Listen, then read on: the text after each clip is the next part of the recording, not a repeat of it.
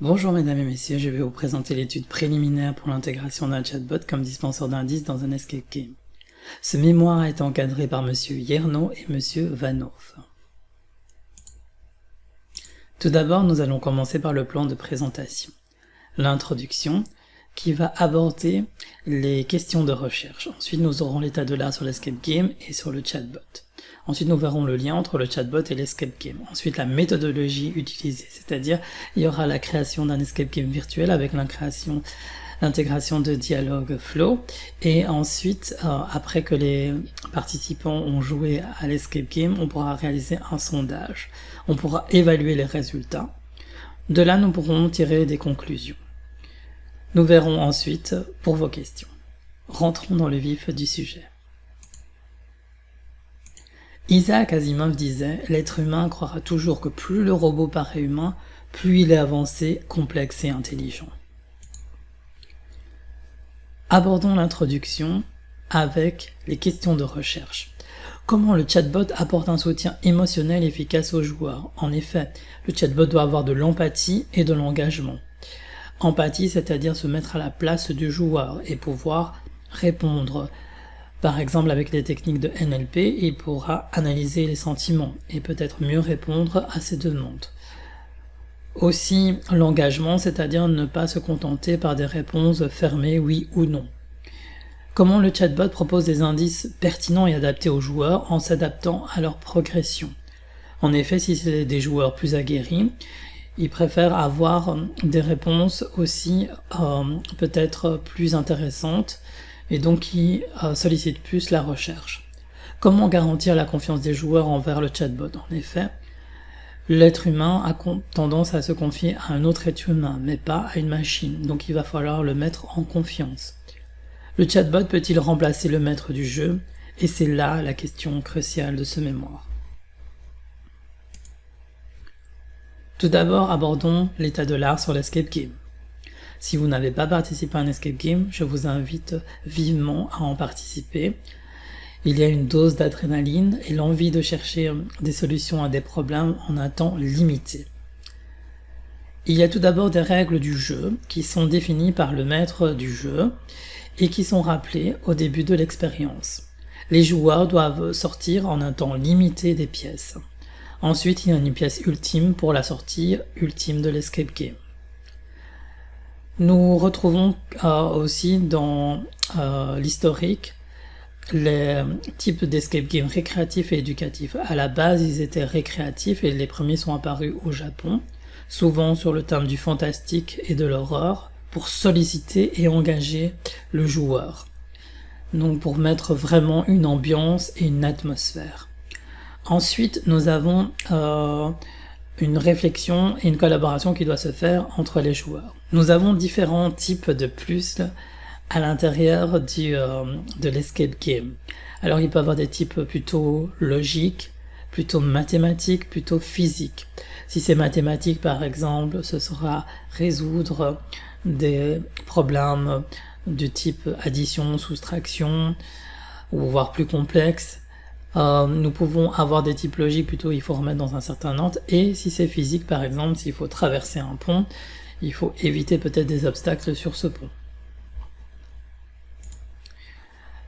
Dans la réalisation de cet escape game qui est sur le thème de Super Mario, nous avons pensé à différents types de puzzles, des puzzles plutôt mathématiques comme les équations ici en bas à droite, ou des types plutôt logiques aussi, et aussi fait appel à un des sens plutôt auditif, ici en bas à gauche, avec le problème musical, de rejouer une séquence musicale. Ensuite, en bas, nous avons un problème sur la traversée de la rive, et il faut que tous les passagers arrivent vivants de l'autre côté. C'est inspiré du célèbre problème du fermier qui doit faire traverser le loup, la chèvre et la salade. Il ne faut pas que le loup mange la chèvre, il ne faut pas que la chèvre mange la salade. D'où de ce problème qui est inspiré ici, mais adapté avec les personnages de Super Mario. Nous voyons ici qu'il y a différentes structures de puzzles. Nous avons les puzzles dits ouverts, séquentiels et PF-based. Dans les puzzles ouverts, on peut explorer la pièce et trouver des indices pour résoudre des énigmes, mais il n'y a pas d'ordre pour résoudre ces énigmes. Et donc il y a une certaine liberté. Dans le mode séquentiel, il faut résoudre les énigmes dans un certain ordre pour accéder par exemple à une pièce, pour sortir, ou pour accéder à un autre gros coffre plus important. Nous voyons aussi dans le PFBZ que c'est le mode séquentiel qui est aussi choisi, mais plusieurs modes séquentiels. Donc, si on revit l'expérience, on le revivra d'un aspect différent. Donc, il y a un choix qui peut se faire au niveau du passage séquentiel que l'on veut. Ensuite, on a le mode pyramide qui part de la base jusqu'au sommet et qui va combiner soit le PFBZ, soit le séquentiel, un des deux, ou pas spécialement, mais ça peut être exclusivement l'un ou l'autre. Donc il n'y a pas vraiment de règles, c'est vraiment on choisit. Ici dans l'exemple, nous voyons qu'il y a du PFBZ, ensuite du séquentiel. Donc c'est par exemple le PFBZ, on a résolu des énigmes et on arrive ensuite à un palier. Donc une ouverture vers une autre porte, vers une autre pièce, et vers l'autre pièce on fait du séquentiel. Dans le escape game virtuel ici, j'ai choisi le mode séquentiel. Nous abordons ensuite l'état de l'art sur les chatbots. Nous voyons que le chatbot est apparu dans l'histoire avec Alan Turing, qui est vraiment le précurseur, et nous avons le fameux Turing Test. Donc il s'agit de savoir si un être humain dialogue avec une machine ou avec un autre être humain. S'il pense qu'il dialogue avec un autre être humain, le test réussit. S'il pense qu'il dialogue avec une machine, le test échoue. Ensuite, nous voyons qu'il y a d'autres chatbots qui sont apparus comme Elisa, qui est un psychothérapeute avec lequel le patient peut se confier. Les réponses données par le psychothérapeute sont souvent les mêmes et un peu répétitifs. En effet, ce chatbot est basé sur le pattern matching. Et donc, il y a toujours les mêmes séquences de réponses. Nous voyons ensuite qu'il y a eu l'évolution des ordinateurs et la puissance de calcul, liée notamment à la loi de Moore. Et nous retrouvons différents types de chatbots, les rule-based, les retrieval-based et les generative-based. Les rule-based sont basés sur des règles, et donc ils se basent sur le pattern matching, mais pas que sur le pattern matching, mais aussi sur des règles. Nous avons un bon exemple que nous avons vu lors du cursus universitaire, c'est le prologue, qui est basé sur des règles et des faits, et ce qui va permettre au chatbot de ne pas se contenter de réponses toujours répétitives, mais aussi d'adapter ses réponses suivant un certain contexte par rapport aux règles.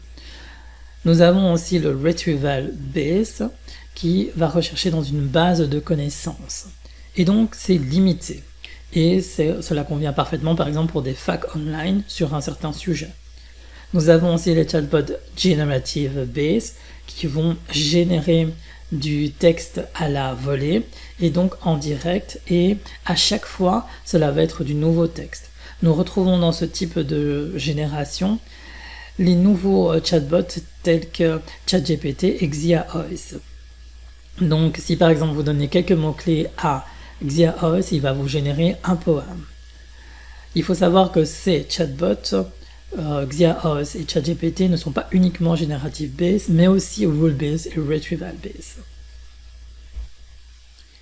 Pour la réalisation ici, dans le cadre de ces mémoires, j'ai choisi Dialogflow qui est rule-based, mais pas que, il utilise des techniques de l'intelligence artificielle NLP, du Natural Language Processing, qui va permettre d'analyser des sentiments et aussi de pouvoir, à partir de certaines phrases, régénérer d'autres phrases qui sont similaires.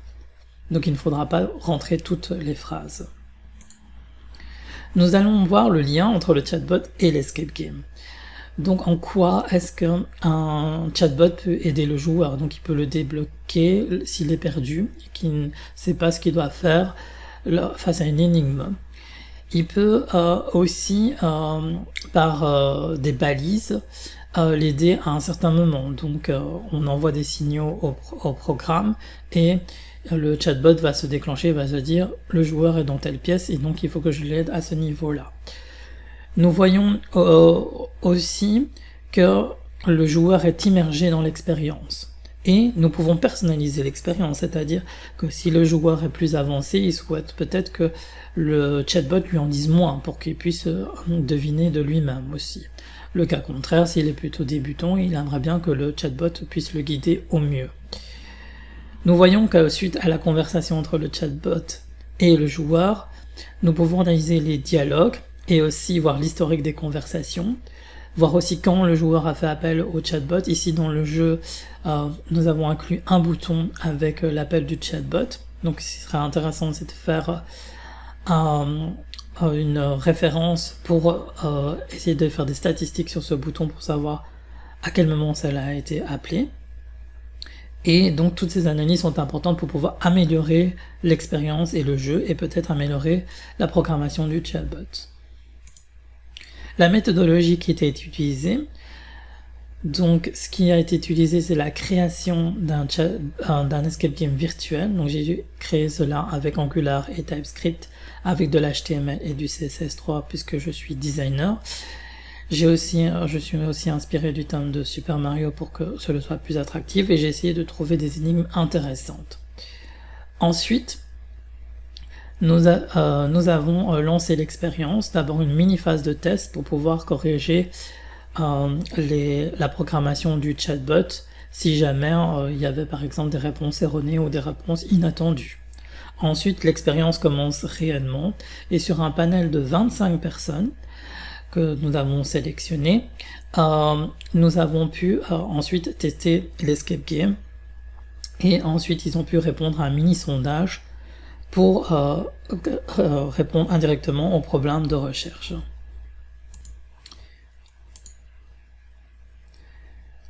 Donc ce qu'on a fait pour le recrutement, c'est que j'ai pris des personnes via LinkedIn ou via les réseaux sociaux et aussi au travail. Ensuite, il y a une certaine tranche de la population qui a été prise, donc ni trop jeune ni trop âgé, pour pouvoir avoir des factions cognitives pour pouvoir répondre. Mais évidemment, on pourrait faire d'autres études sur une certaine tranche de la population, par exemple que des adolescents, mais ça n'entre pas dans le cadre de cette recherche. Nous avons une éthique de recherche aussi, c'est-à-dire qu'avant de commencer le sondage, nous prévenons que c'est dans le cadre de l'université de l'UNAMUR pour la réalisation de cette étude préalable d'intégration d'un chatbot dans un escape game. Nous voyons que le développement de l'escape game virtuel se fait avec des technologies récentes telles que Angular, TypeScript, HTML et le CSS. Ensuite, l'intégration de Dialog Flow. Ce framework a été choisi parce qu'il est gratuit, il est rule-based et ensuite il utilise des techniques de LNP. Et nous pouvons voir que nous pouvons adapter ce chatbot pour qu'il soit vraiment intégré dans le jeu. Donc je l'ai considéré comme un Mushroom, un des personnages emblématiques du jeu Super Mario, et qui va permettre de l'intégrer facilement dans le jeu et que le joueur l'accepte beaucoup mieux.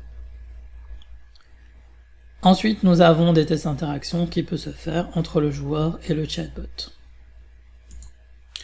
Ici, vous voyez une image du jeu, mais je vais vous faire une démonstration ici du jeu entre le chatbot et le joueur. C'est parti. Cette vidéo est accélérée, donc on démarre le jeu. Ici, on voit qu'il va cliquer sur le chatbot après avoir cliqué sur la montagne ici, et il va saluer le chatbot. Ensuite, il va poser sa question puisqu'il dit qu'il est perdu et qu'il aimerait bien des indications par rapport aux cases de couleurs qu'il est en train de voir à l'écran. Et il lui indique qu'il faut jouer la séquence dans un certain ordre. Donc c'est ce que fait le joueur. Ça a pu le débloquer par rapport à cette énigme. Ensuite, il voit un tuyau, il ne sait pas ce qu'il doit faire, donc il va interroger le chatbot. Il va demander « je vois un tuyau, que dois-je faire par rapport à cela ?» Et il lui dit simplement qu'il faut cliquer dessus pour passer à la pièce suivante. Ici, il voit des étoiles, il est de nouveau perdu, il dit « je vois des étoiles, que dois-je faire ?» Et là, il lui dit de bien observer. Il lui demande s'il a ça l'aidait, il dit comprend pas, et donc dans ce cas-là, on dit de regarder plus attentivement un des visages qui a changé. Et donc vous voyez que ces indications ont pu aider le joueur à avancer dans la progression de l'escape game. Alors, quelles sont les évaluations et les résultats par rapport à cette expérience? Elle est vraiment très favorable, puisque les énigmes de l'escape game sont-elles résolubles? Oui, à 80%. Et donc ça, c'est important de s'assurer de la résolubilité des énigmes, parce que si ce n'est pas le cas, ça ne sert à rien d'intégrer un chatbot. Il faut vraiment s'assurer d'abord de ces choses de base avant. Ensuite, avez-vous fait appel au chatbot durant l'escape game? Oui, à 92%, et c'était le but de cette étude. Donc, nous avons vraiment encouragé les gens à participer à cette expérience d'utiliser le chatbot en mettant un message avant qu'il démarre le jeu. Nous voyons que les gens aussi apprécient les escape games, qu'ils ont sollicité plus de 3 fois. Et ceux qui n'ont pas engagé la conversation, c'est parce qu'ils ont envie de chercher par eux-mêmes. Et ça peut être de même si on est en collaboration avec plusieurs joueurs dans un escape game physique, on a d'abord envie de chercher par soi-même avant de voir avec ses collaborateurs. Ici c'est pareil avec le chatbot. Le chatbot a-t-il pu vous aider dans la résolution d'énigmes? Et là c'est là que le sondage est vraiment important, puisque ici on voit qu'à 70%, les gens sont intéressés, trouvent que le chatbot a pu les aider dans la résolution d'énigmes. Donc s'il est bien programmé, ça veut dire qu'il peut vraiment être efficace. Le chatbot a pu vous donner des indices intéressants ici à 73%, donc là on confirme ce qu'on vient de dire avant. Et on retrouve les caractères qu'on avait demandé, donc ce sont des caractères anthropomorphes, donc c'est-à-dire qu'on associe à l'être humain et qui ne le sont pas, par exemple l'empathie et l'engagement ne sont pas associés à un chatbot de base, mais on aimerait bien qu'il y ait ce caractère anthropomorphe. On voit qu'à plus de 50%, il est empathique, donc ça veut dire qu'il a pu comprendre la demande de l'utilisateur, mais c'est quand même mitigé, donc ça veut dire qu'il faut quand même parfois mieux programmer pour encore augmenter ce score. Avez-vous trouvé le chatbot engageant? Et là, c'est un peu moins, puisque évidemment, le chatbot n'est pas comme un être humain et puisse tout le temps répondre. Ici, comme on est limité à 2 niveaux, puisqu'on avait un niveau plus général et ensuite un niveau plus spécifique au niveau de la réponse, il se peut qu'il soit moins engageant. Donc, c'est pour ça qu'on a un résultat qui est plus négatif, mais si on le programme vraiment bien avec beaucoup plus de niveaux de granularité, il se peut que sa statistique augmente. Pensez-vous que le chatbot peut remplacer le maître du jeu? Et ici, on voit qu'à 68%, oui. Et donc là, c'est vraiment très important, puisque ça veut dire que les gens sont vraiment favorables à ce que le chatbot puisse les aider. Préférez-vous le chatbot au maître du jeu humain? Et là, c'est non. Ça veut dire que non, on préfère un être humain à 64%. Et ça, heureusement, ça veut dire que vous ne serez pas remplacé. Donc, il y a encore un petit peu de temps avant que, évidemment, le chatbot remplace entièrement un être humain. Dans un escape game physique, auriez-vous envie de communiquer avec le chatbot? Et là, c'est non plus, ça peut se comprendre, puisque, comme je disais au début de cette présentation, l'être humain a plus tendance à se confier à un autre être humain qu'avec une machine, puisqu'il fait moins confiance. Conclusion de cette expérience, nous pouvons voir que le chatbot améliore vraiment l'expérience dans l'escape game et aide aux joueurs à progresser. L'utilisation de Dialogflow a vraiment été bénéfique parce qu'il permet non seulement d'utiliser des techniques de deep learning, mais aussi d'améliorer les performances dans certains cas. Nous avons aussi, dans un escape game physique, on pourra intégrer aussi un chatbot, mais il faudrait veiller à bloquer les autres applications pour que le joueur ne puisse pas tricher.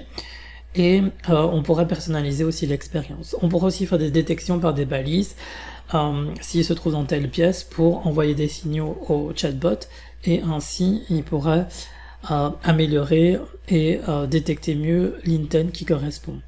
Ensuite, dans un escape game virtuel, on pourra mettre aussi des QR codes que le joueur pourra scanner et le chatbot pourra intervenir à ce moment-là. Alors nous voyons que des études complémentaires sont nécessaires pour aller plus loin dans le sujet. Mais ici, c'est vraiment une étude préalable, et donc ça peut servir de base pour d'autres études, et aussi pour concevoir des chatbots plus avancés et plus efficaces. Voilà, je vous remercie de m'avoir suivi. Je vous mets 2 liens ici, le chatbot en question, ainsi que le repo GitHub, si vous voulez voir le code du jeu. Je tiens à remercier chaleureusement mon copromoteur Monsieur Yerno, ainsi que mon directeur de mémoire Monsieur Vanhoff. Je voudrais remercier aussi tout le corps professoral pour m'avoir soutenu tout au long de mes études en cours du soir, puisque ça demande une surcharge de travail plus importante, puisque en plus du travail, il faut aussi participer le soir à la classe, mais aussi réaliser des projets. Je tiens à vous remercier pour m'avoir suivi lors de cette présentation. Merci, et j'attends vos questions. Au revoir.